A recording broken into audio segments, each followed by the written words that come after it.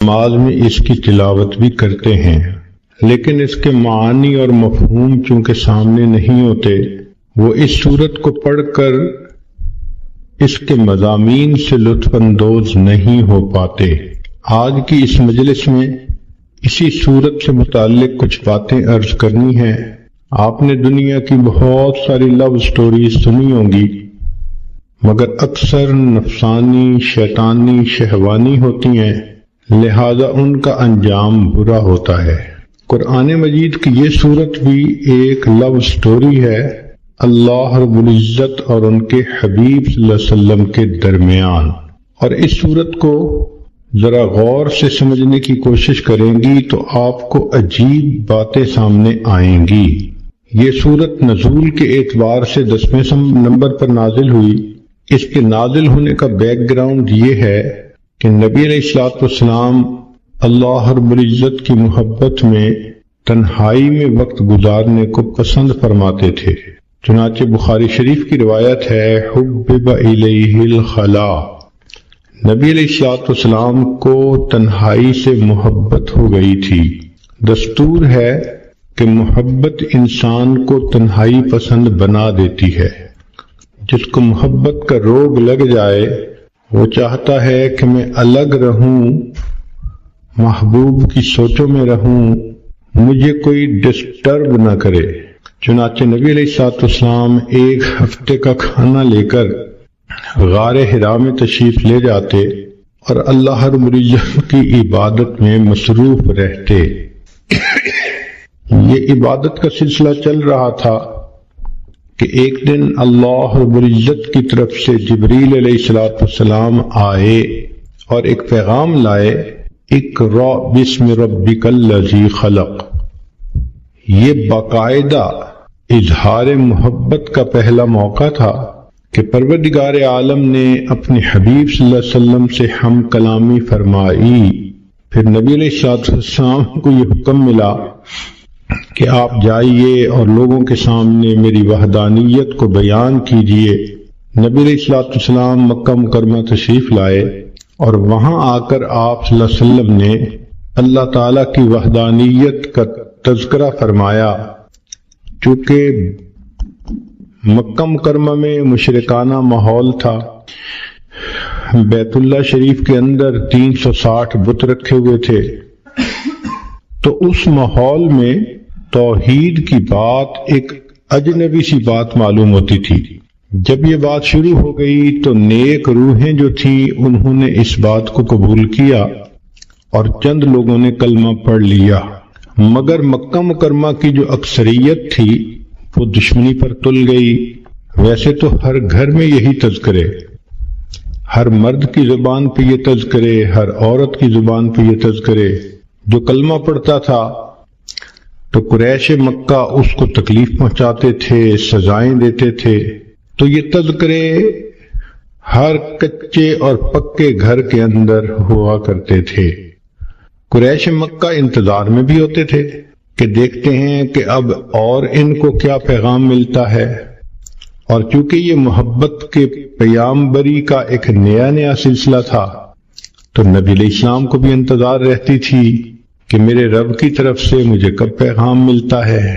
اس کیفیت کو وہی بندہ سمجھ سکتا ہے جو اس پروسیس میں سے گزرا ہو، کہ جہاں محبت کا تعلق ہو وہاں سے میسج آنے کا کتنا انتظار ہوتا ہے، اور اگر نہ آئے تو دل میں کتنے وسوسے آتے ہیں، خیالات آتے ہیں، اور انسان کی پریشانی کس حد تک بڑھ جاتی ہے۔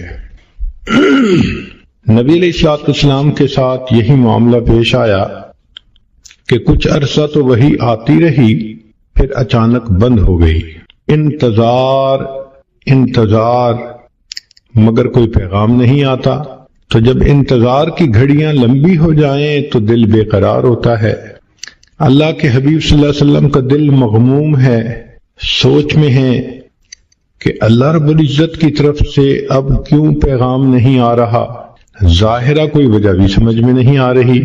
اب ایک غمزدہ دل کے سامنے کوئی تانے کی بات کر دی جائے تو غم اور زیادہ ہو جاتا ہے۔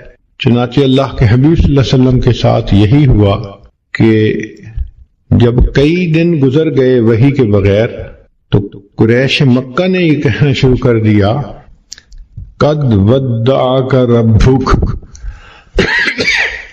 ہمیں لگتا ہے کہ تجھے تیرے رب نے چھوڑ دیا، معاذ اللہ۔ اب یہ بات نبی علیہ الصلوۃ والسلام کے دل پر ایک چوٹ لگا گئی۔ انسان سب کچھ برداشت کر سکتا ہے، محبت کا تانا برداشت کرنا بہت مشکل ہوتا ہے۔ چنانچہ ایک مرتبہ اللہ کے حبیب صلی اللہ علیہ وسلم دار ارقم میں تھے، کسی وجہ سے دروازہ کھلا تو آپ کی چچی ام جمیل سامنے سے گزری۔ اس نے جب نبی علیہ الصلوۃ والسلام کو بیٹھے دیکھا تو تانا دینے لگی کہ اے محمد صلی اللہ علیہ وسلم، جو شیطان تجھے وحی کرتا تھا وہ تجھ سے روٹھ گیا ہے۔ زخم پر جب زخم لگتا ہے تو دکھ بہت زیادہ ہو جاتا ہے۔ تو اللہ کے حبیب صلی اللہ علیہ وسلم کا دل پہلے مغموم تھا، اس عورت کی بات نے جلتی پہ تیل کا کام کر دیا۔ محبوب صلی اللہ علیہ وسلم کا دل بھر آیا۔ آپ نے دل میں سوچا اللہ، ان لوگوں نے مجھے ساحر کہا، برداشت کر لیا، مجنون کہا، میں نے برداشت کر لیا، دیوانہ کہا، میں نے برداشت کر لیا، مگر مجھ سے یہ جملہ تو برداشت نہیں ہوتا کہ آپ نے مجھے چھوڑ دیا۔ اے کریم، غار حرا میں اقرأ بسم ربک الذی خلق کے ذریعے محبت کی تار تو آپ نے جوڑی تھی، اب کیوں مجھے تنہا کر دیا کہ لوگوں کے تانے سننے پڑ گئے۔ محبوب صلی اللہ علیہ وسلم کی مبارک آنکھوں میں آنسو ہیں، اور آپ نے اس کرب کی کیفیت میں آسمان کی طرف جو دیکھا تو رب کریم کی طرف سے جبریل علیہ السلام پیغام لے کر آ گئے۔ یہ سورت نازل ہوئی والضحیٰ واللیل اذا سجا۔ ان کی پہلی دونوں آیتوں میں اللہ رب العزت نے قسمیں کھائی ہیں۔ عام دستور یہی ہے کہ جب محبوب کسی وجہ سے روٹھ جائے، اس کو تسلی دینے کے لیے محب کو قسمیں کھانی پڑتی ہیں، یقین دلانا پڑتا ہے۔ ذرا غور کیجئے محب اور محبوب کی کیا باتیں ہیں کہ رب کریم ارشاد فرماتے ہیں والضحیٰ، دن کی روشنی کی قسم، واللیل اذا سجا، رات جب چھا جاتی ہے اس کی تاریکی کی قسم۔ تو رب کریم نے دو قسمیں کھائیں، ایک دن کے سویرے کی قسم، رات کے اندھیرے کی قسم، دن کے ہنگاموں کی قسم، رات کے سناٹوں کی قسم، دن کی جلوتوں کی قسم، رات کی خلوتوں کی قسم۔ مقصود یہ تھا کہ زمانے کے حالات و واقعات کی قسم کھا کر فرمایا۔ بعض مفسرین نے لکھا کہ جب وحی اترتی تھی اس کو دن سے تشبیہ دی گئی، اور جب وحی بند ہوئی تو اس کو رات سے تشبیہ دی، تو پھر مفہوم یہ بنے گا والضحیٰ واللیل اذا سجا، وحی کے اترنے کی قسم اور وحی کے رکنے کی قسم۔ انسان کی زندگی میں دن بھی ضروری، رات بھی ضروری، دن کام کرنے کے لیے، رات آرام کرنے کے لیے۔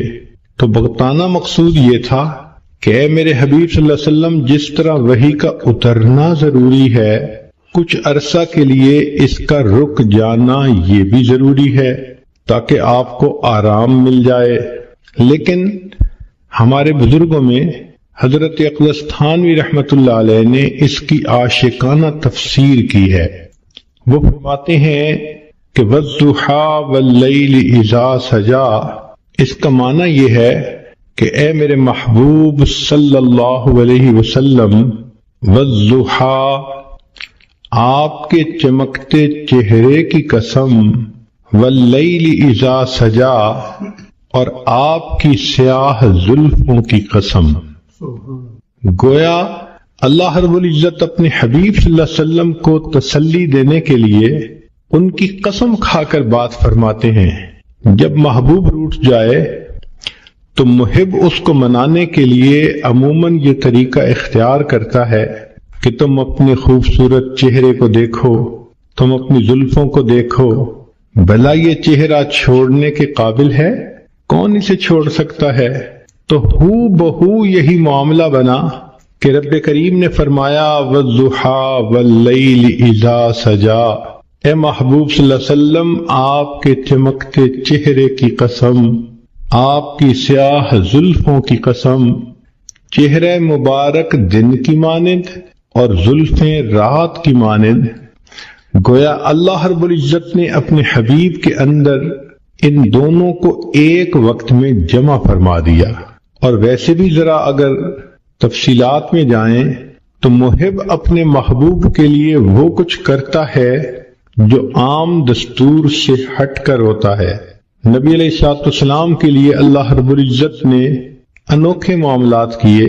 ذرا غور کیجئے کہ آپ کی ذات بابرکات کے اندر سورج کے چمکتے جیسے چہرے کو اور رات کی طرح ضیاء زلفوں کو اکٹھا کر دیا۔ پھر نبی علیہ الصلوۃ والسلام کے لیے اللہ نے قبلتین کو بھی جمع فرما دیا۔ شب معراج میں اللہ رب العزت نے انبیاء اور فرشتوں کو اکٹھا فرما دیا، حتیٰ کہ بیت المقدس میں اللہ رب العزت نے عالم دنیا اور عالم برزخ کے لوگوں کو اکٹھا کر دیا۔ تو محبوب صلی اللہ علیہ وسلم کے لیے اللہ نے ایسے کام کیے جو عام لوگ انہونے سمجھتے ہیں، اور محبت میں تو یہ ہوتا ہی ہے۔ چنانچہ قرآن مجید میں اللہ رب العزت اپنے حبیب صلی اللہ علیہ وسلم کے چہرہ انور کا تذکرہ فرماتے ہیں، زلفوں کا تذکرہ فرماتے ہیں۔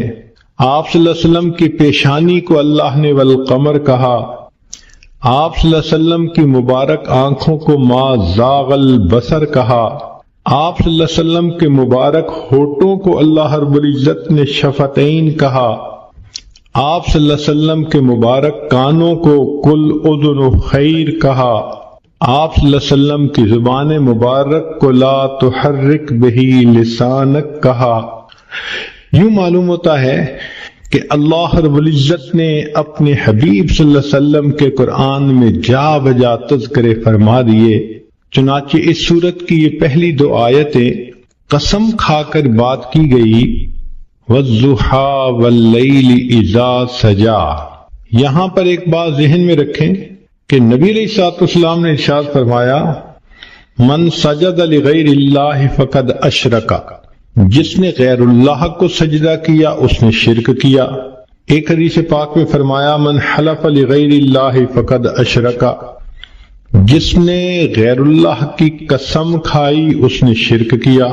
جس طرح بعض عورتیں اپنی لا علمی کی وجہ سے بیٹے کی قسم کھا لیتی ہیں، یا کچھ مرد عورت کی محبت میں گرفتار ہو کر اس کی قسم کھا لیتے ہیں، تیری قسم، تیرے سر کی قسم، بیٹے کی قسم، شریعت نے ان تمام قسموں کا کھانا منع کر دیا کہ قسم فقط ہم اللہ کے نام کی کھا سکتے ہیں، لیکن خود رب کریم نے اپنے حبیب صلی اللہ علیہ وسلم کی قسم کھائی، اس لیے کہ اللہ رب العزت کو اختیار ہے کہ وہ جو چاہے کرے۔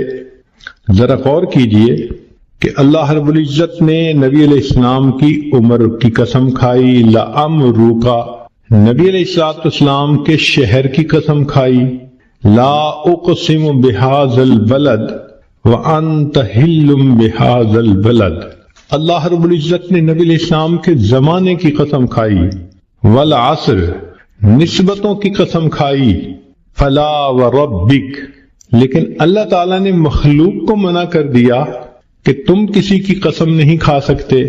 تو مفسرین نے اس میں نکتہ لکھا کہ جس طرح اللہ رب العزت اپنی وحدانیت میں وحدہ لا شریک ہے، تو اللہ رب العزت نے اپنے حبیب صلی اللہ علیہ وسلم کو یہ شان عطا فرمائی کہ اے میرے حبیب صلی اللہ علیہ وسلم، آپ محبوبیت میں وحدہ لا شریک ہیں، میں آپ کی تو قسم کھا رہا ہوں، لیکن آج کے بعد کوئی بندہ اپنے محبوب کی قسم نہیں کھا سکتا۔